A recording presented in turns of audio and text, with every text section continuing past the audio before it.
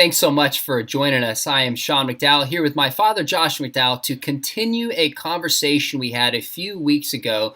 We had part one, and it was on experiences that shaped a radical.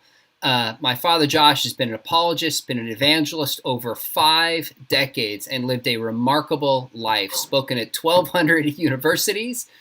He has written over 150 books, done 250 debates, humanitarian efforts around the world, and I've just seen God's hand on his life and thought, how fun would it be to have a episode where we talk about experiences that you've had, Dad. We did that part one before in the notes below. And then today, just talk about the people, because as we ended up last time, you said every lesson we learn is from another person. So I've lined up in conversation with my father here some key people who have influenced him.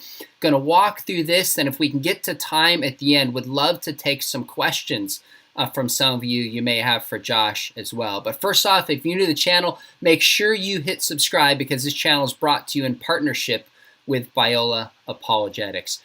Dad, let's start some with your story. You've talked about my grandfather, your dad. Let me say this, Sean. Okay. I believe every life can be told in a story of those who influenced them.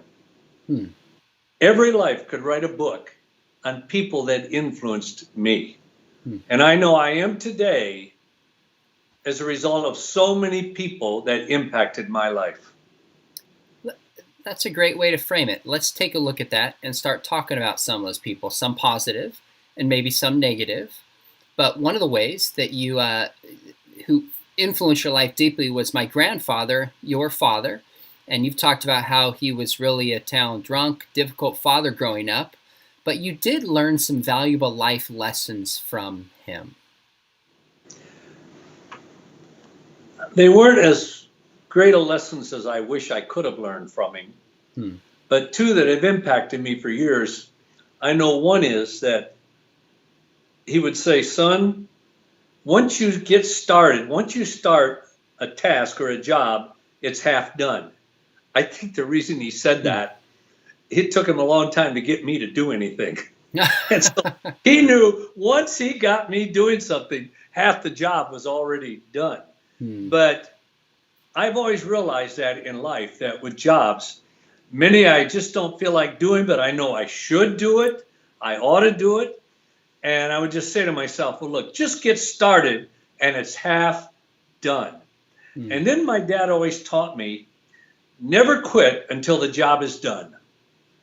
And he would always, if he ever complimented me, he would mainly just compliment me when I would finish a task. And what that's done for me is, if sometimes, oh, this is not worth it all, Josh, finish the task.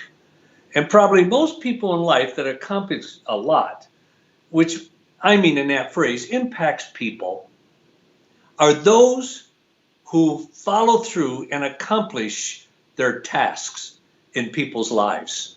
And those two things have consciously been on my mind ever since my father passed away. But the biggest thing I learned from my dad is that I was able to lead him to Christ. And his life almost overnight was changed. It was like somebody reached down and turned on a light bulb. He died 14 months later. But in that 14-month period, I knew what it was like to have a loving father. And I often told you and your sisters that much of what you're getting from your dad is that 14 months that I knew your grandfather. And the thing that it drove home to me is that lives can change. Wow. They can change. With this, what's the culture today? Not the shame culture. The cancel culture. Cancel culture. I don't agree with it. Why? We all need a second chance. And my father proved that a second chance can bring about an incredible life. What he lived in that 14 months affected me to this day. And so I don't want a cancel culture. I want to give people a second chance, a third chance. And I think when we can really believe in someone and especially share Christ with them, they get a second chance. That's really powerful. And I never heard you share that first principle in particular about how he would say starting a job is halfway there. Because when I sit down to write, sometimes I have excuses and it's like, just sit down and start. And that's really amazing that he taught you that. Isn't it true? Once you started, you true. enjoy it. It's Everything true. else goes out of your mind. It's great to see a couple of Biola students, Randall Chase and Leslie Jules, joining us. We're glad that you're here. Others join us. Tell us where you're from. We'd love to hear where you are kind of join us from. Dad, your father was not really a father to you until the last 14 months of his life. You were out of high school, but there was another man, a medical doctor, who kind of became like a father to you. How did he mentor you, and what did that mean at that stage in your life? Our doctor left town, and a new doctor, probably about 45 years old, and I was probably 15 at the time, moved into town. And I went to him for something, and somehow we really clicked. And he wanted to know if I'd like to meet him for lunch, and I did. And all he did was sit there and ask questions about me. And he had 2 children, which he had an incredible relationship with. They were older than me. And it seemed to be a great marriage. And this man took me under his wings. He taught me stuff like my father never did. He would answer my questions. He would ask about me. My father never did because he was always drunk. And this man played a significant role, I think, for 2 reasons. One, he showed a personal interest in me. Second, he was willing to listen to me and speak directly to my needs. And that's what every young person needs. That's powerful, Dad. I see a friend of ours, Austin Woodruff. Thanks for watching and speaking in. We love the Woodruff family, and please give all of them the love of the McDowell. So it's a joy to see you here. I was with him today. Oh, fantastic. At Kellogg College, graduate high school, we're not a believer yet. You had a teacher by the name of Professor Mrs. Hampton, who helped you go from a D student to a straight A student. How did she influence your life at that stage? She was an incredible woman. I was kind of rebellious in classes. I was a class clown often, covering up insecurity and all. And one time she asked me to stay after class, and I thought, I'm in trouble. And I can picture it right now. And she said, young man, you have so much potential. She said, I've met very few young people that I believe has the potential in life that you have. And then she said this. She couldn't have said this to too many people. She said, if you're willing to work at it, I'm willing to work with you. This woman spent hours with me. Wow. The first thing she worked on was my grammar. I had poor grammar. Most people don't catch it because they got worse. But I grew up. I mean, my parents never went beyond the 2nd grade. My brother used to try. He went off to college, tried to correct my grammar. He says, don't use a double negative. I didn't know what that meant. And she took me aside and started to teach me English, grammar. And she did this. She would have me go take a recorder and just speak into it.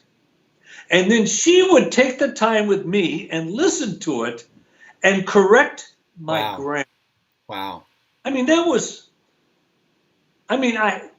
the frustration I had as a kid.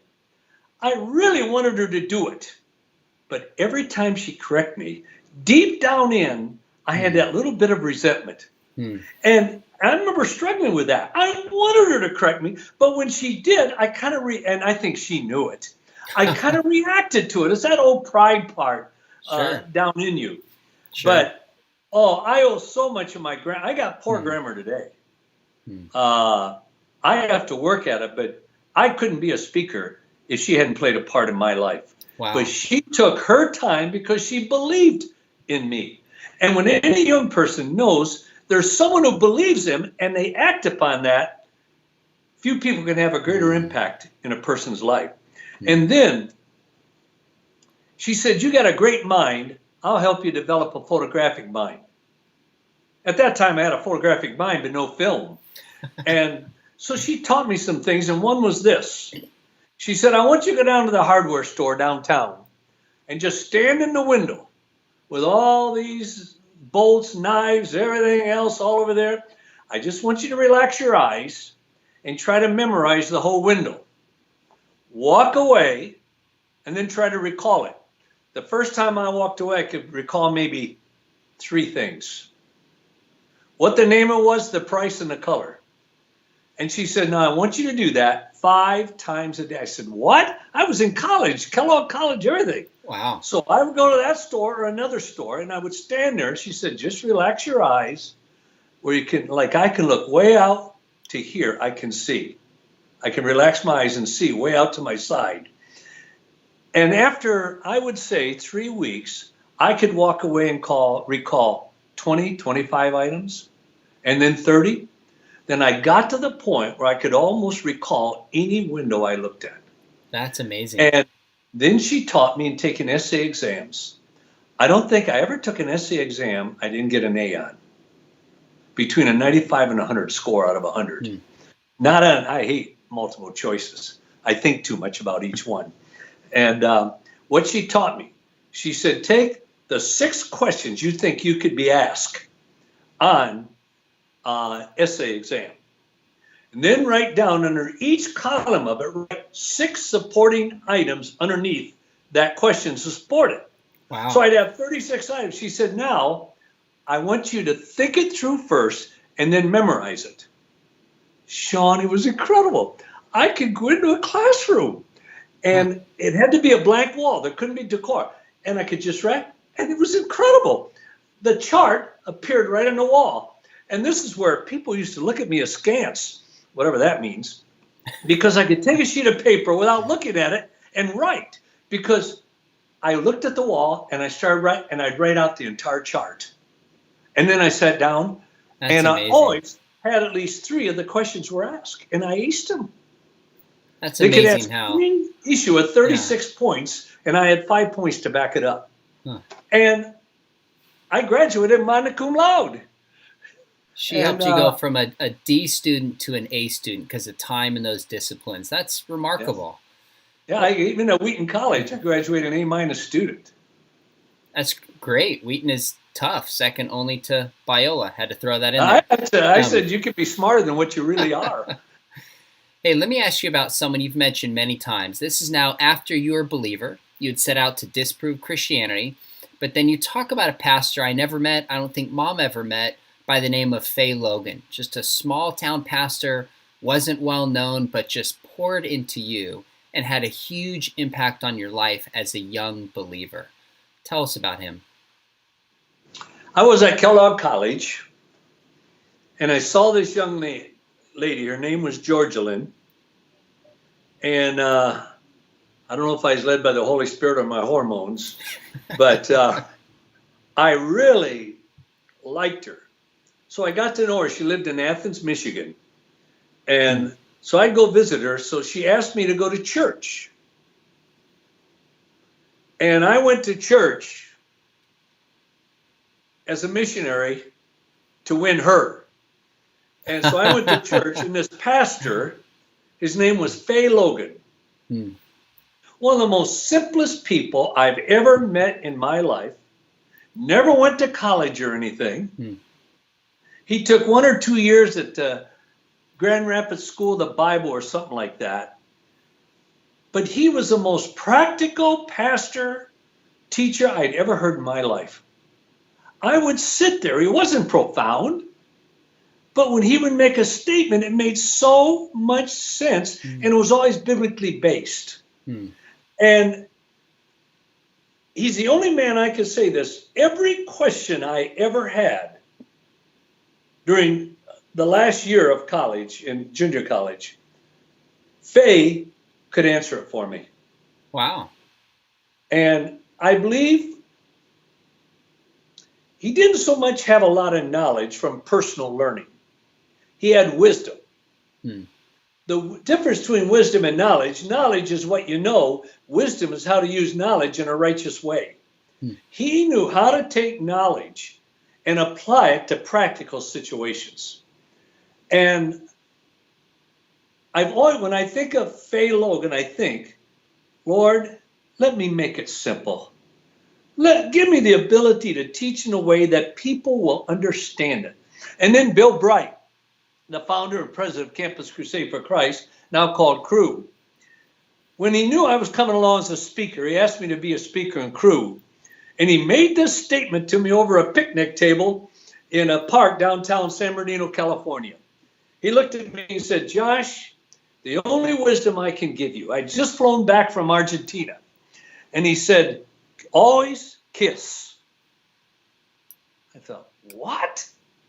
What in the world does kiss having to do with this? And he said, always remember kiss.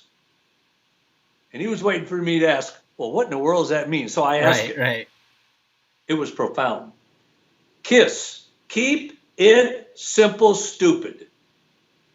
And he repeated that to me about 3 times. And every time I'm going to explain things, in the back of my mind rings, keep it simple, stupid. And Bill Bright really affected my life and how I approach and teach items, especially that are very complicated. Faye Logan, my pastor, and Bill Bright. One thing that you've mentioned Faye Logan did is when you were becoming a believer, he said that you were to forgive the man who had sexually abused you, who lived on the farm when you were growing up. What was that conversation like? How did he confront you with that? Oh, how did I remember. How did I'm he looking walk at the you couch through? right in front of me now. He called me over to Georgeland's house, the girl I was dating. Said, I need to talk to you. We went in the living room. I thought, uh-oh, am I in trouble or what? We sat in the couch, nobody around. And he looked at me and he said, Josh, you need to forgive him. I thought, what in the world are you talking about? I need to forgive who? He said, Wayne Bailey, the man who for 7 years homosexually raped me 3-4 times a year. And he said, Josh, if you don't forgive him, it'll haunt you the rest of your life. You'll never be able to really grow to capacity if you don't forgive him. I said, no way, I want that man to burn in hell. And I remember I said, Faye, I'll take him there to burn. So you didn't just think that, you actually said that to him. Oh yeah, I said it to Faye. But he knew my heart. He knew me inside and out. He said, Josh, I want you to promise me you will forgive him. I respected him so much. I said, okay, I will. And I did. I'll never forget. I drove up to Jackson, Michigan, about 44 miles away from Battle Creek. And I went to Wayne Bailey's house trailer. He lived in a trailer park. And I knocked on the door. He answered the door. And I said, Wayne, what you did to me was evil. Very evil. But I've come to know Jesus Christ as my Savior and Lord. And I've come here to tell you that Jesus died as much for you as he did for me.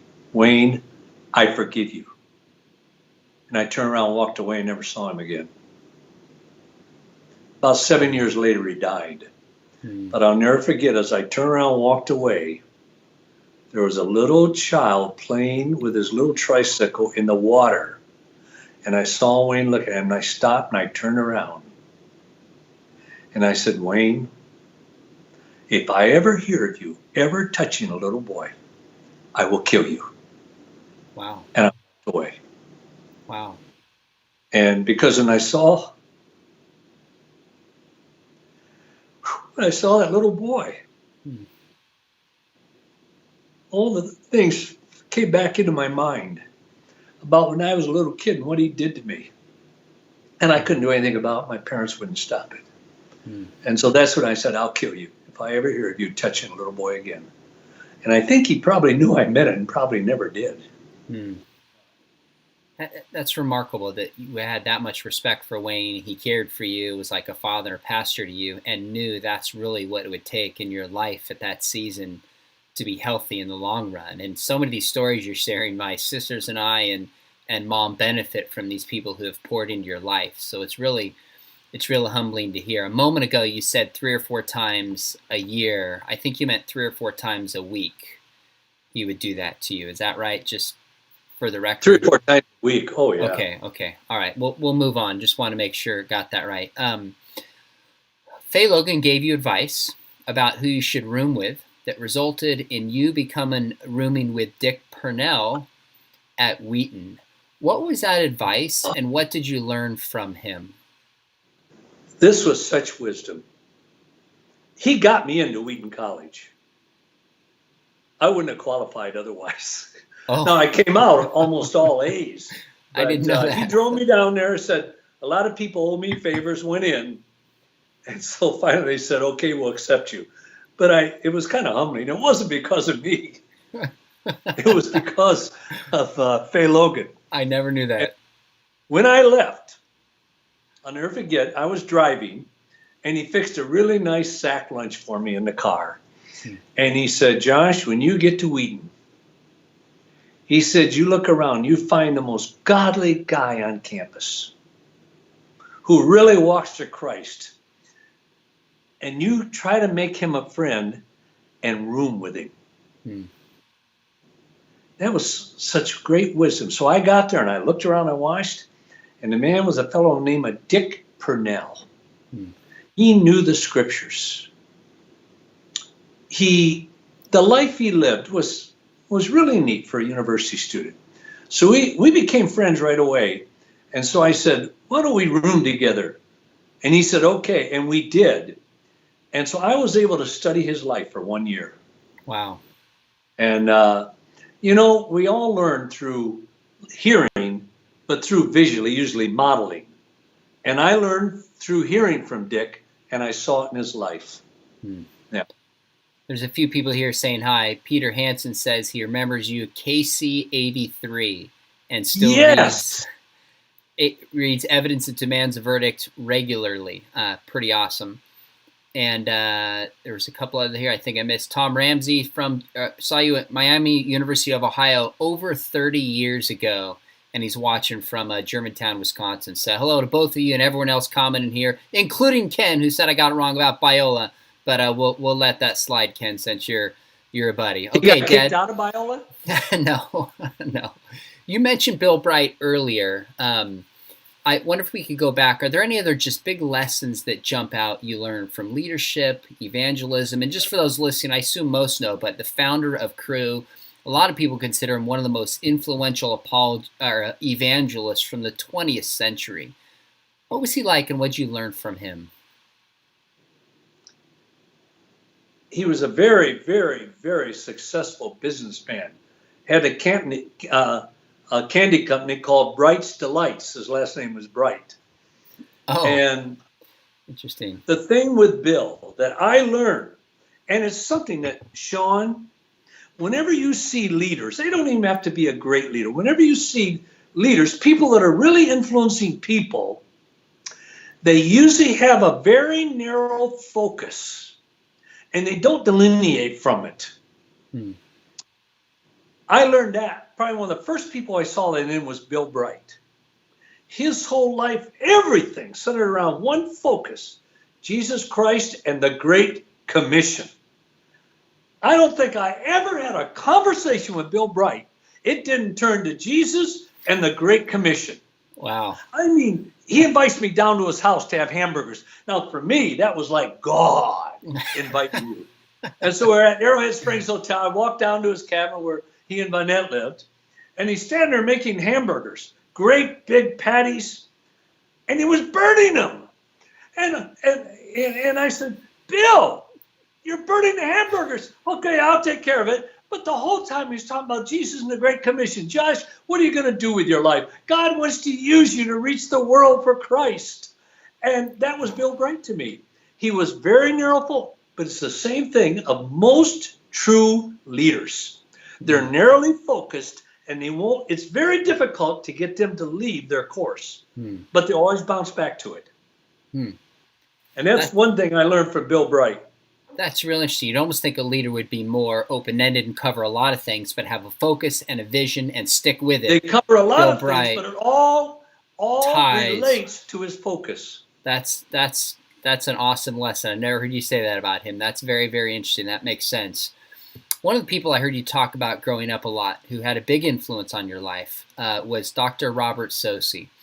Passed away a few years ago, was just a deeply influential professor at Talbot School of Theology, where I teach now. I had the chance to have him in class. So he had two generations of McDowells, I don't know, 30, 40 years apart, whatever it was.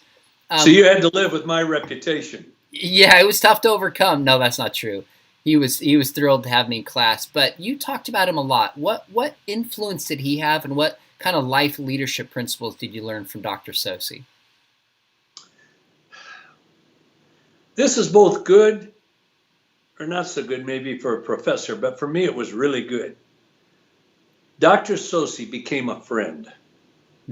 Not just a student teacher, it became an older man, younger man, deep friendship. He would always invite me to his office. He said, Josh, if you have any questions about the class, anything, please come to me. No professor ever said that to me. Wow. And I would go there. And now one thing where it really helped, that I was a straight A student. I aced everything he threw at me. He and Dr. Feinberg. But I would go to his office. No matter what he was doing, he would set it aside. And, Josh, what's happening today? What do you think? If he knew I was dating a girl, how's it going with Georgia Lynn? Or how's it going with so-and-so? And how's your studies? He always talked about me and related it back to the classwork. But I found out later why he was drawn to me. We would go everywhere together. I mean, I remember when I took him to a Lakers ball. Here's a student sitting there taking this professor. I took him out to dinner. He bought the dinner, and I got the tickets for the Lakers. And we went to the Lakers together. We laughed together there, everything. Talked on the way there. And I remember we had a long line getting into the parking lot and then parking. From the time we got in the line, I led a guy to Christ in the car next to us. And what Robert told me, Dr. Sosi, not Robert Sosi, Dr. Sosi said to me. He said, towards the end of time, we knew he was going his way, I was going my way.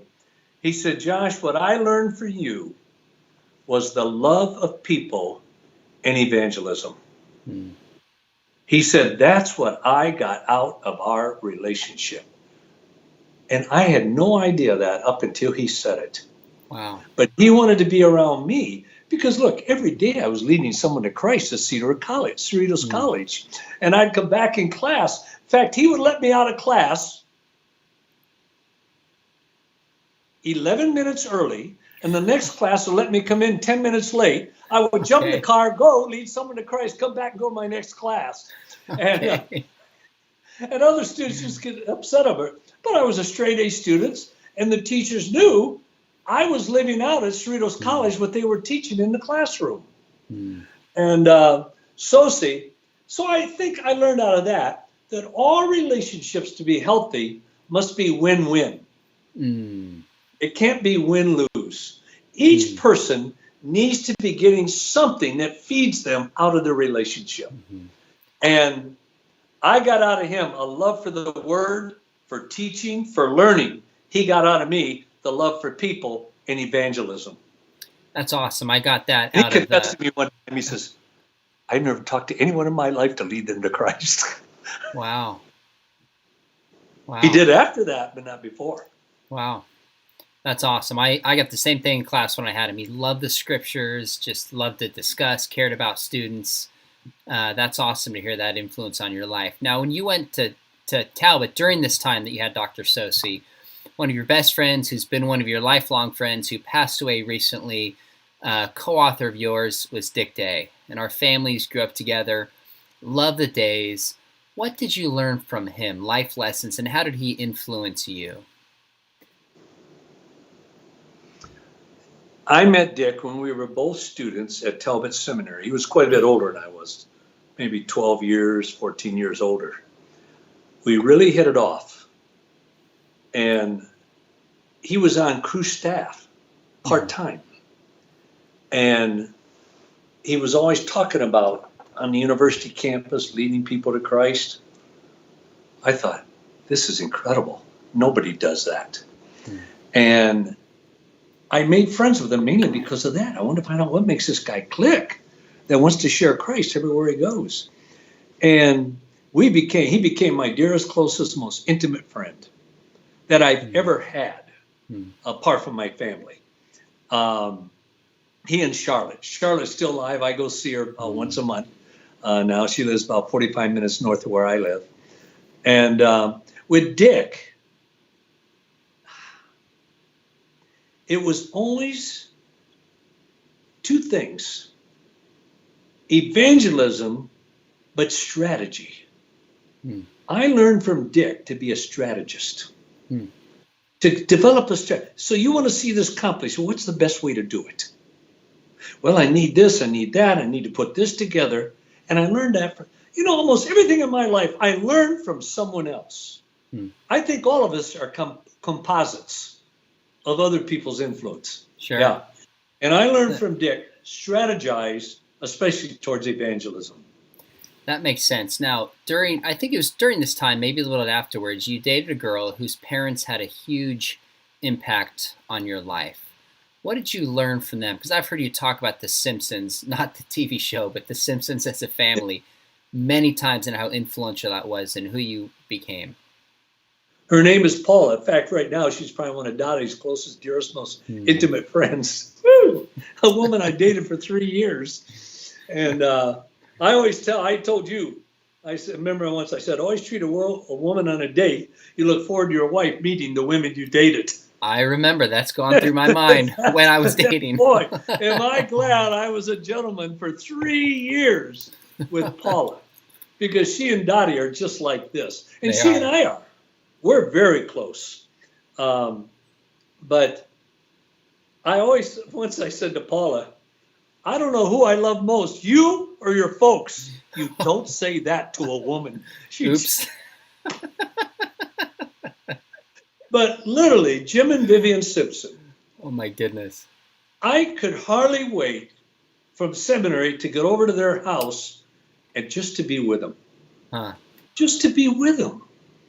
One, I was able to be with Paula, but to be with them. They were the first true couple, I believe, apart from Dick and Charlotte, who had a genuine, authentic, exciting love for each other and marriage. And coming from my background, I was very attracted to that.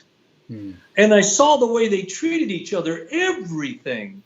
And I cannot tell you how many times it would be 11 o'clock at night, and Paula and I would be sitting in the dining room or something, and Jim would come out, and he'd say, Josh, why don't you stay overnight? He'd have a couple blankets with him and a pillow, and he'd throw them down on the floor in the living room in front of the fireplace, lay the blankets out, and he says, just stay here with us. I bet 40 nights or more I stayed at their house like that. And, I loved it because it meant the next morning I got to have breakfast with them. And I've always said, I hope there's people that want to be around me like that. I hope there's people that, with Dottie and me, would see our love for each other and want to be around us because that's what they want in their marriage. And I trust that Dottie and I have influenced others the way Jim and Vivian and Dick and Charlotte influenced me. That's really powerful, that, especially the background, having never seen that before. I mean, that was new to you. And again, me and my sisters are the beneficiaries of that, the Simpsons, who modeled that for you in deep, significant ways.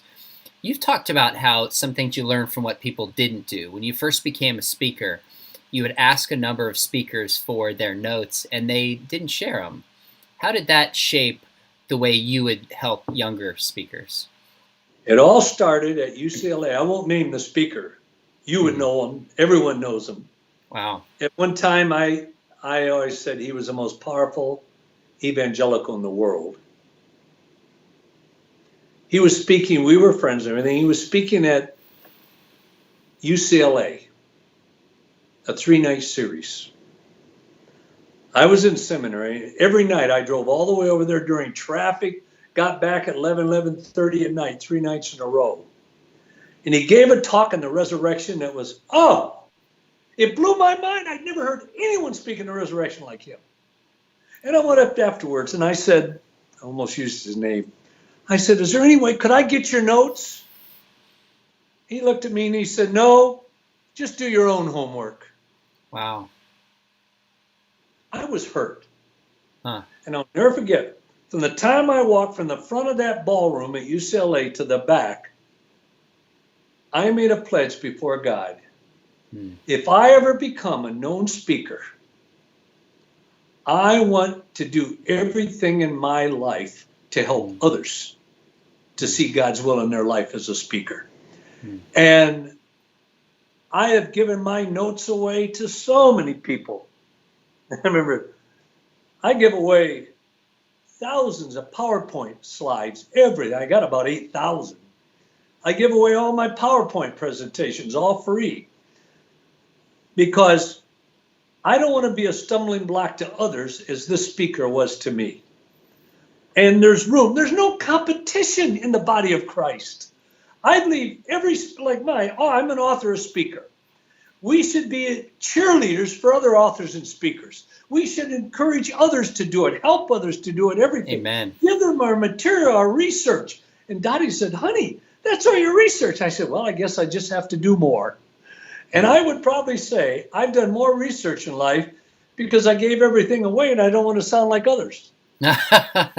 That's awesome. I've seen you model that. I've seen you at events holding up books saying, hey, here's a book that supports what I talked about, but first get Frank Turek's book, his book, and highlighting other people and being a team player, something I've always admired about what you do. Cameron Bertuzzi has a bigger YouTube channel than I do. I was on his program, ended it, and at the end he goes, hey, let me show you what I do and give you some tips. I thought, God, he's modeling exactly what my father did for me as well. So for those of you watching... I'm probably the only speaker you ever met that after meetings, I would say half the time, I give away my notes and my PowerPoint. I've seen you do it. With a book and everything. I have to buy another 3-ring notebook. But I just go out and give them to people that said they could use them. Yeah. Do you give your iPad away now when someone asks? I'm just kidding. You don't have to answer that. That's different. I have given the iPad away. Have you? Oh, yeah. Wow. To a young lady. Her first name was Joyce. Wow. Brand new believer. In fact, Jim and Vivian Simpson connected me with Joyce. And she was a friend of Paula's. Yeah, a non-believer. Let me ask you a question. Let me frame this for our viewers. I have three more people I want to ask you about. And the final one will be mom. I definitely want to, with my mom, not yours.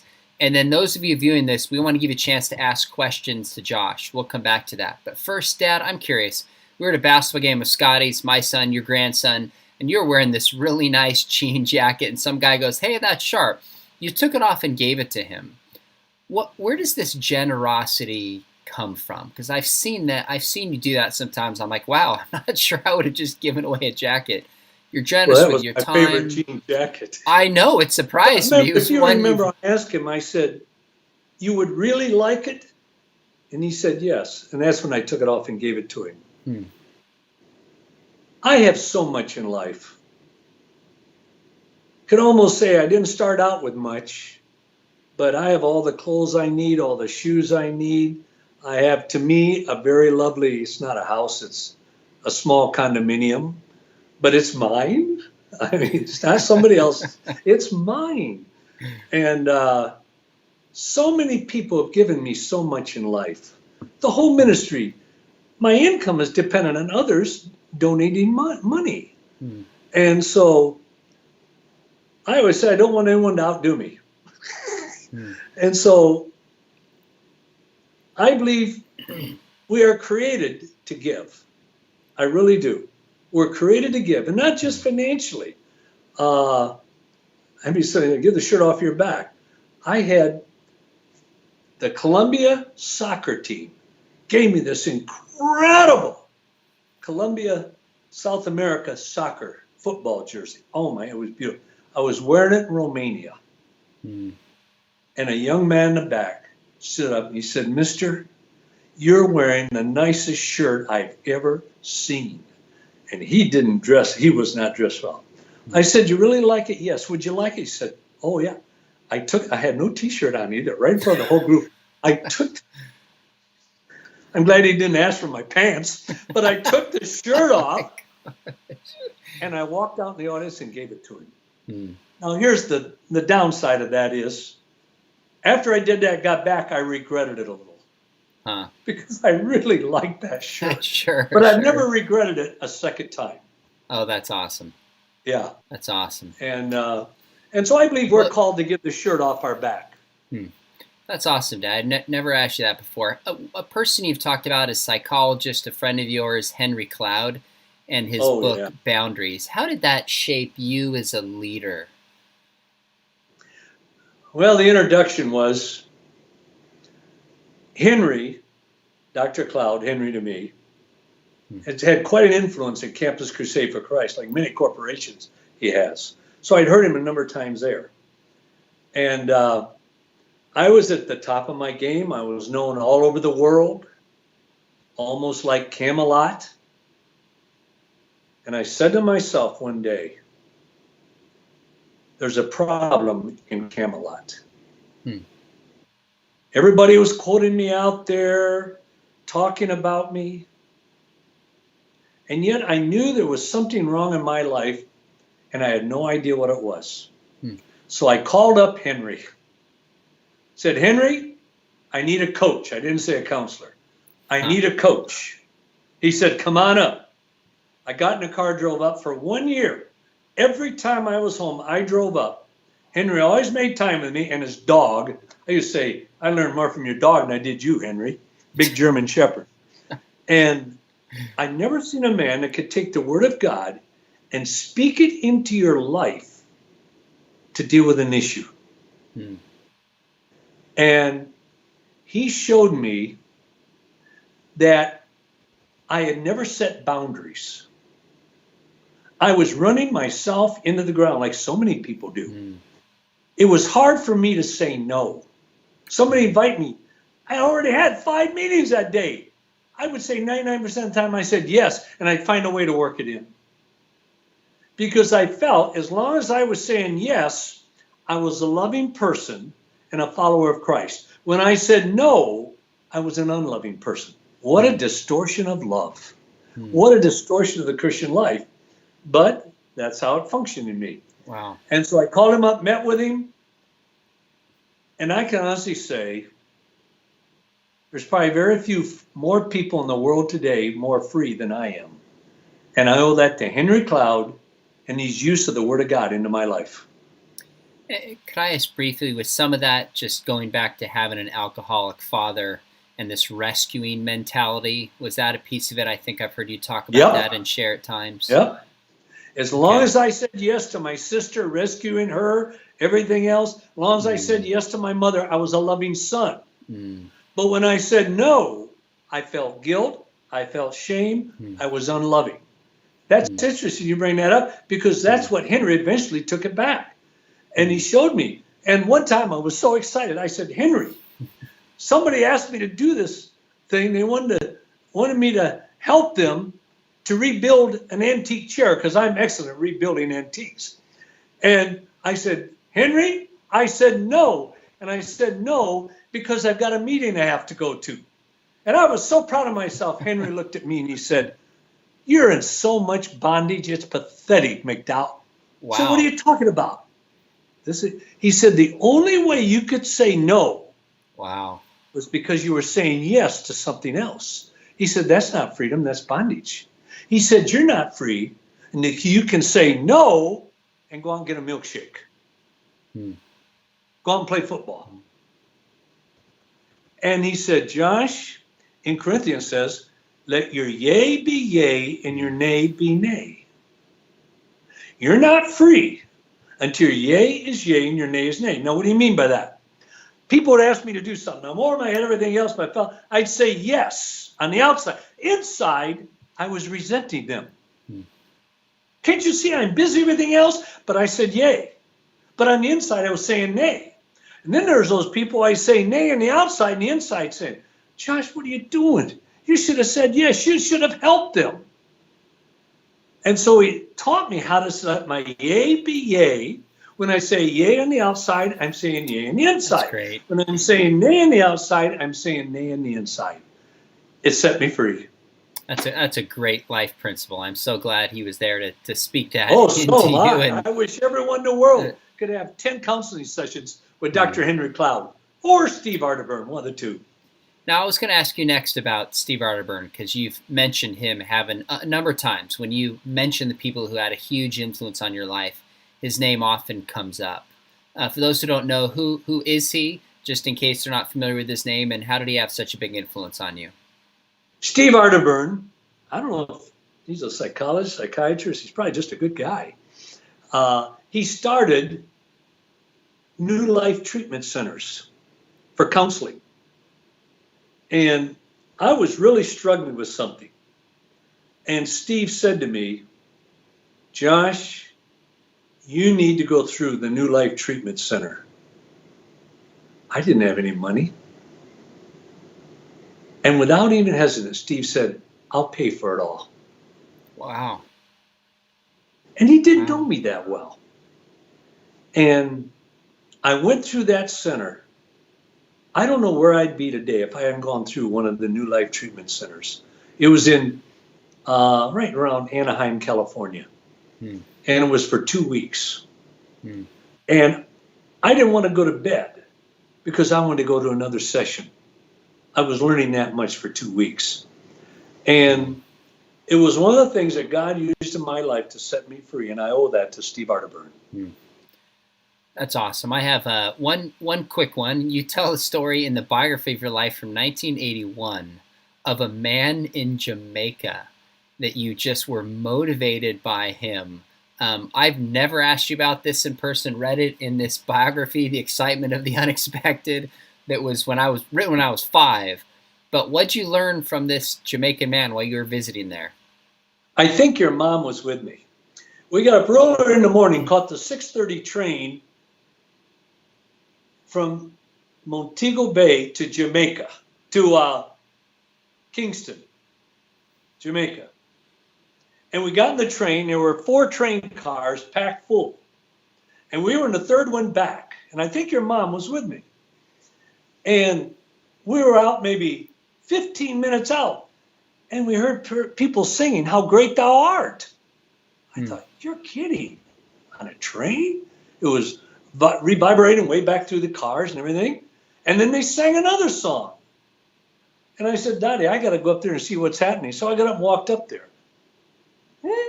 Here was this Jamaican businessman. 5 days a week, Monday to Friday, he would get up, catch the 6:30 train. 4 train cars. He would have 4 30-minute meetings on the train car. He would leave and said, I know you all got a long trip here and everything. I thought maybe you'd like to sing a couple of songs together. And we all knew the Christian hymns. And he would start saying, and then he would share a really short, about 8-minute, piercing message on the Word of God, give opportunity to trust Christ. And I just stood there in awe. I watched him 3 times do that. Then he gets off in Kingston. An hour later, catches a train going back to Montego Bay, has 4 more 30-minute meetings, and then he goes to work 5 days a week. That's 5 days a week. And I sat there and said, Lord, may I never be ashamed to ever share you with people no matter what the situation is. No matter if I got to go to work that day. No matter if I'm tired. And that's the impact that man had in my life. I wish I would have gone up and introduced myself to him. I wish I knew who he were today if he's still alive. This was 30 years ago. Or maybe even 35 years ago or more. Was it in 81? I think this was written in 81, so I was 5. That was 39 years ago. It seems like yesterday. Wow. But when people have an impact in their life, it always seems like just yesterday. And so that's the impact he had in my life, to never be ashamed of the gospel. I want to ask you about the influence that your wife, my mom, had, but I want to let people who are joining us here, just if you have questions for Josh, start writing it in right now about his life, about his experiences, about writing, leadership, evangelism. We've got a little bit of a window here at the end. If you have any questions for him, we'll try to go to those. But Dad, talk about the influence Mom has had on your life. And I realize you could talk for the next 2 hours, but I've heard the phrase behind every great man is just a great woman, and that could not be more true with Mom. Your grandkids absolutely adore her on so many levels. They call her my shining star. Your mom is by far the greatest person I've ever met in my life. I'm humbled to be married to her. And I'll just talk about one of the main things I've learned from her is unconditional love. I never knew a woman could love a man as much as your mom loves me. I never knew it was possible. I've got a lot of quirks in my life. I went into marriage with a lot of baggage. A lot. I went into marriage with a lot of hurts and wrong thinking. And I can almost say your mom has loved me through all of them. Not mean just love me in spite of it, but because of her love for me, she helped me to work through all these things. And I never thought it was possible for a woman to love a man as much as Dottie loves me. Wow. And I learned one thing. When you are truly loved, it changes your life. It changed my life. There's times that I've been short with your mom, everything else. And when it was all over, deep down in, I was so hurt because it was your mom. As someone I love so much, I would do something or say something that would hurt her. And the other thing I learned about your mom, she believes in me more than I believe in myself. Wow. She believes in what I do more than I do. Most wives are very possessive. If they have a husband who's an evangelist, traveler, or whatever, always saying, well, why do you have to go? Stay home. Dottie often would push me out there. And it wasn't easy for her because she always loves me to be home. That's why she loved this COVID-19 thing. Man, we've been locked down together since March 5th or March 7th. And I thoroughly enjoyed it. Your mother's like she died and went to heaven, and it's in our home. And but her consistent love so affected my life. And I don't think I've ever seen anyone else love somebody else in the way that your mom loves me. And I believe she has a gift from God to love. I really do. Because I'm not the easiest person in the world to love. I'm not. I can be abrasive. I can offend people. And usually that's their problem, not me. No. See what I mean? I can be abrasive. But your mom has been the best cohort God could have ever given me in all my life. I would definitely second that. And I get to be her husband, her lover, and the father of her children. I'm in heaven.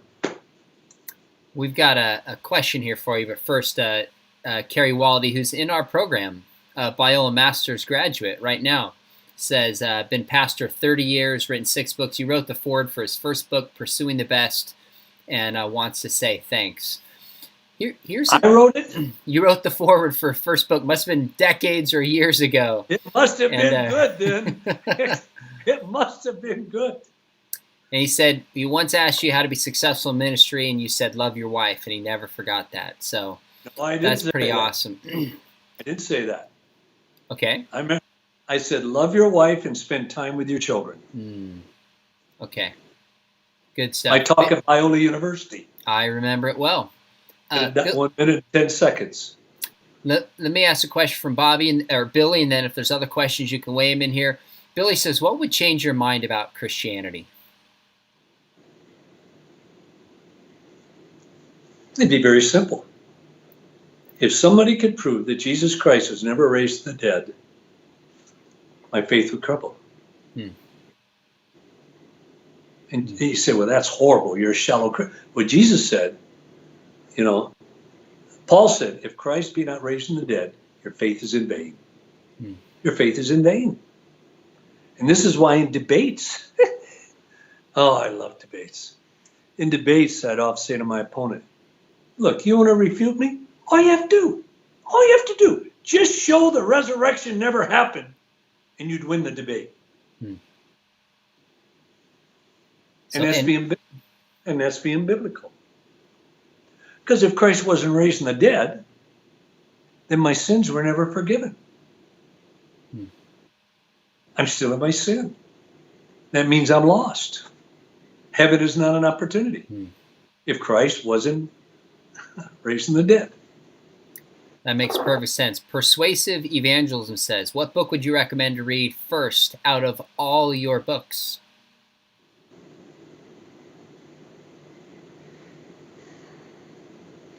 I couldn't say one, I'd say two. Read from beginning to end Evidence That Demands a Verdict. And then immediately, in 2 hours, read Morna Carpenter. Because Morna Carpenter, take everything that you read there, will funnel it down to 2 hours reading and how to use it. Okay, good answer. Last one, we'll wrap up. Jumping Like a Monkey, I love these names, says, Josh, do you have any stories from Australia? Have you spoken? Oh, yeah. Oh. That is putting you on the spot. We were just in New Zealand. I know it's not the same, not implying that they were, but we were there just last summer together and talked about coming to Australia. I've never been there, but it's been a number of years. Unique happened in Australia, and I can't think of it. Oh. It was something unique. I loved Australia. I'd never been there or anything. Every single meeting was sold out for over 3 weeks. In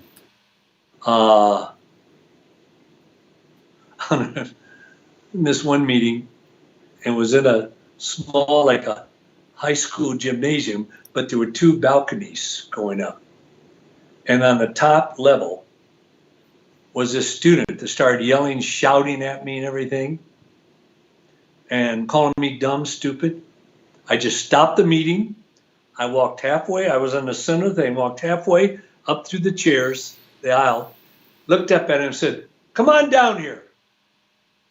He sat there. I said, you afraid? He came down. I said, come on up. He walked around up front. I put my arm around him. And I said, God loves you and so do I. And I ignored him, just kept my arm, went on with my talk. Wow. And pretty soon he had his arm around me. Oh, wow. And the rest of the time, this was in Sydney. And the next 3-4 nights that I spoke in Sydney, he was there every single night. I bet he was. Yeah. That's a great story. I've He was a never university heard. student. I've never heard that one before. So thank you for asking that. There's a few others that are coming in here, Dad, but I also want to really respect your time. Very quickly, David Sweeney says, you and John Nyquist were 2 of the biggest influences in my life as a student in Ireland. So he's saying thank you. That's special. Dad, thanks for joining us. I appreciate you. I always loved to go to Ireland. You had to speak in one-syllable words. Oh, God, I had to end on that one. That's on my list to go to. My name's Sean, S-E-A-N, was when you and Mom went to Ireland and saw that. So that is my homeland twice. I want to go to. We drove all the way around the coast of South Ireland. It's Beautiful. gorgeous. It is gorgeous. Well, Dad, in due time, we will do this again. I want to thank you for coming on. And those of you listening, a couple things. Number one, hit the subscribe button. We have some other interviews coming up you are not going to want to miss with some leading historical Jesus scholars, leading scholars on intelligent design, a few surprise guests that are coming, and just some other apologetic videos. This program is in partnership, this channel, with Biola Apologetics. So if you like apologetics, evangelism, whether you're 23 or 73 plus and ever thought about getting masters, come study with us. Look below. We would love to help you study and become a resource to your church. Or if you want to study apologetics more formally and are like, I'm not ready for a master's degree, but just want to learn how to kind of walk through formally, we have a certificate program. And actually in the notes for this channel, we have a discount that we'd love to give for you. So thank you so much for joining in, and have Sometime a wonderful... Sometime let me interview you. Okay. I would love to do that. That'd be fun. You got it. We're on. That would be a blast. So thanks everybody for joining us. Have a great night.